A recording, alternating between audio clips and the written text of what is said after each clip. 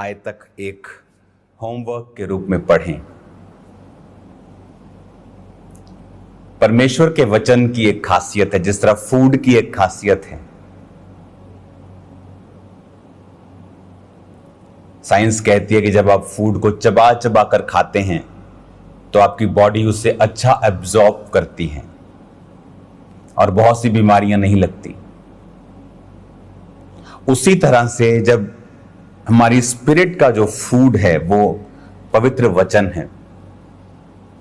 कई बार आपने देखा होगा कि आपके लाइफ में सब कुछ सही चल रहा है, पर एक अजीब सी बेचैनी आपकी लाइफ में है। वो बेचैनी आत्मा की भूख है, क्योंकि वो वचन ना पढ़ने की वजह से आपकी लाइफ में होती है। कई बार ऐसी बेचैनी होती है जब आप प्रार्थना नहीं करते और आप बाइबल नहीं पढ़ते, तो आपकी स्पिरिट जो है वो अनहैप्पी होती है और बेचैन होती है। और कुछ लोग बाइबल पढ़ते हैं फटाफट कि मुझे 5 अध्याय पढ़ने हैं। वो उन्हीं लोगों की तरह हैं जो फटाफट खाना खाते हैं और उनकी बॉडी पूरी खाने को अब्जॉर्ब नहीं करती, सोखती नहीं, बॉडी में कमी रह जाती है, विटामिन्स की डाइजेस्ट नहीं खाना होता, बहुत सी चीजें उन्हें सफर करनी पड़ती हैं। और उसी तरह से स्पिरिचुअल लोग भी जो फटाफट खाना खा लेते हैं, वो सोचते हैं 5 अध्याय मैंने पढ़ लिए, काम खत्म। वो उसी तरह के लोग हैं जो जल्दी में खाना खा लेते हैं लेकिन खाना पूरा पचता नहीं। तो ये भी नहीं कि आप सिर्फ 10 आयतें पढ़ें, बोले मैं आराम से पढ़ रहा हूं। अगर मैं आपको सिर्फ आधी रोटी खाने को दूं, बोलो आराम से खा लो, लेकिन चबा चबा के खाना, पर आधी से काम नहीं बनेगा। आपको जो आपकी खुराक है आपको लेनी पड़ेगी। उसी तरह से जब आप बाइबल को पढ़ते हैं तो मेक श्योर आप इसे आराम से पढ़ें। और आप इसे आराम से पढ़ के इतने अध्याय पढ़ें कि आपकी कंप्लीट बाइबल 3 से 4-5 महीने के अंदर कंप्लीट हो जानी चाहिए। तो आज जब हम इस वचन को हम पढ़ेंगे,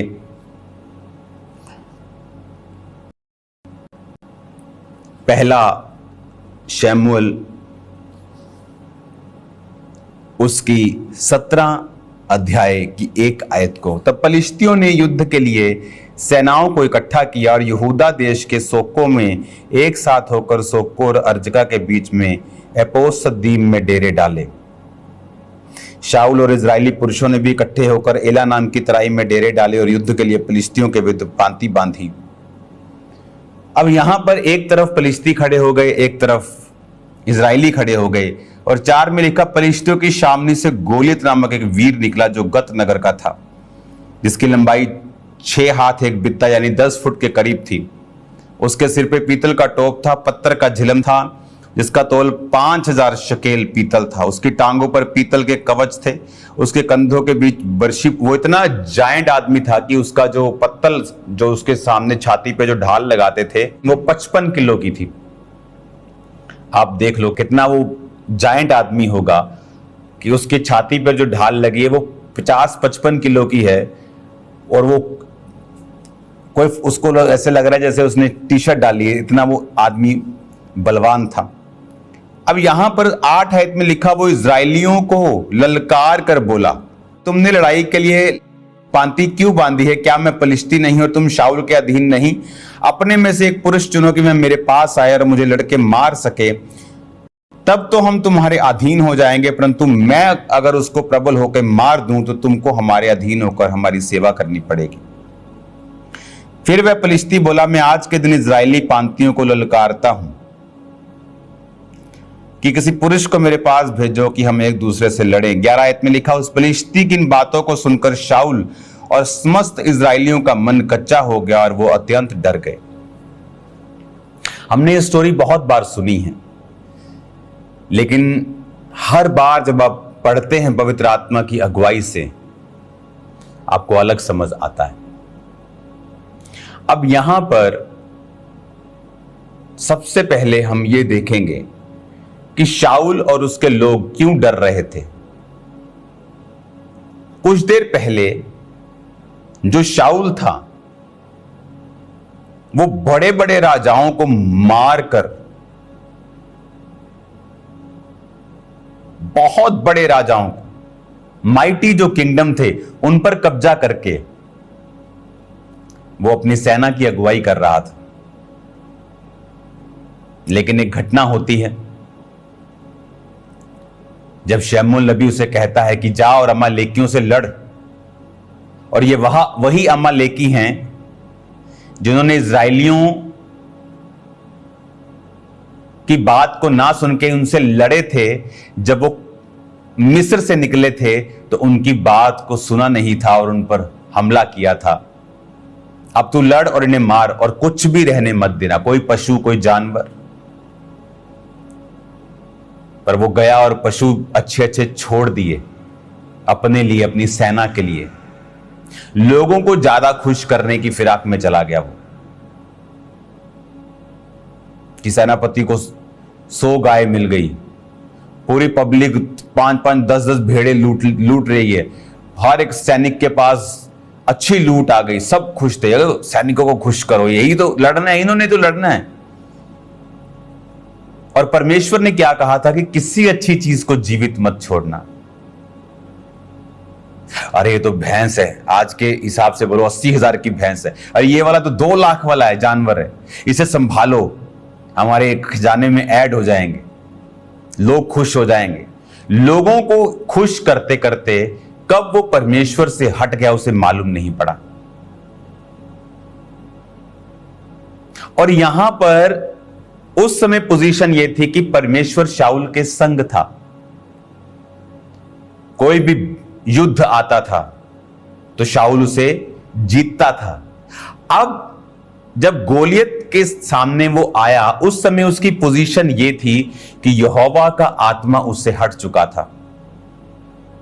और अगर आप 16 बाब को पढ़ेंगे, मैं आपको अगली मीटिंग्स में पढ़ाऊंगा कि सिर्फ यहोवा का आत्मा शाऊल पर से हटा ही नहीं था, परंतु यहोवा की ओर से एक दुष्ट आत्मा शाऊल के ऊपर आता था और शाऊल को घबराहट देता था। तो इसका मतलब जब गोलियत उसके सामने आया, उसके ऊपर ना तो खुदा का आत्मा था,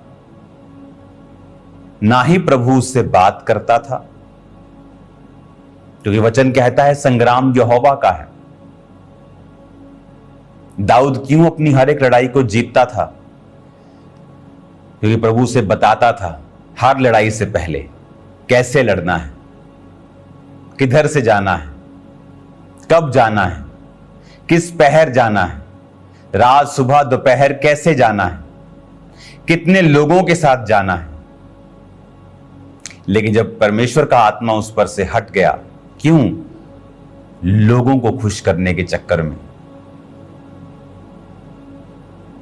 आज हम लोगों को खुश करते करते कब परमेश्वर को नाराज कर बैठते हमें पता ही नहीं चलता। रिश्तेदारों को खुश करते करते, ओ मैं प्रभु को मानूंगी तो मेरा पति नाराज हो जाएगा पूरी तरह से, मेरे रिश्तेदार नाराज हो जाएंगे, मेरा बेस्ट फ्रेंड मुझसे दूर हो जाएगा। और कब हम उस परमेश्वर से दूर हो जाते हमें मालूम भी नहीं पड़ता। यहां पर फिजिकली कुछ फर्क नहीं पड़ रहा है। जब उसने अच्छी अच्छी गाय बैल सब रख लिए तो फिजिकली कोई फर्क नहीं पड़ रहा है, सिर्फ बातें ही हो रही हैं कि प्रभु तेरे साथ है, अब प्रभु तेरे साथ नहीं है, लेकिन फिजिकली उसको कोई फर्क नहीं पड़ रहा। फिर कुछ दिनों के बाद दुष्ट आत्मा उसे घबराने लगता है। तो वो भी स्टोरी में मैं आपको अगले हफ्ते बताऊंगा किस तरह दाऊद चुना जाता है, और वो जब वर्शिप करता है तो दुष्ट आत्मा उसको छोड़ के चला जाता है जब जब वो वर्शिप करता है। और अब कंडीशन ये थी कि जब गोलियत उसके सामने आया तो वो उसको ललकारता है और शाऊल डरता है। आदमी को पहले मालूम नहीं होता कि वो लोगों को खुश करता जा रहा है, इसका नुकसान क्या होगा। और जब प्रभु का आत्मा निकल जाता है और शैतान जब रियल अटैक करता है आपकी लाइफ के ऊपर, अब जिनको वो खुश कर रहा था शाऊल, उन्हीं पर अटैक हो गया। तो अगर राजा मरता तो प्रजा भी मरती है, सैनिक भी मरेंगे लाखों की तादाद में।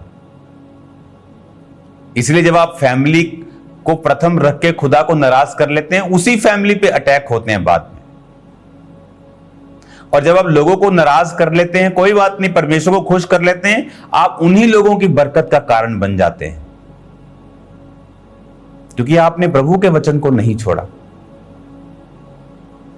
अब यहां पर जिन लोगों को शाऊल खुश कर रहा था, आज उन्हीं लोगों के सिर के ऊपर तलवार लटक रही थी। पुराने जमाने में जब छावनियां बांधी जाती थी तो शहर को घेर लिया जाता था, तो कोई शहर में सप्लाई नहीं आती थी, फूड सप्लाई बंद, बाहर से दूध अगर आता है, दूसरे खाने आते हैं जो आपके नहीं एरिया में पैदा होते, तो वो देश सफर करता है। कोई जहाज नहीं होते थे।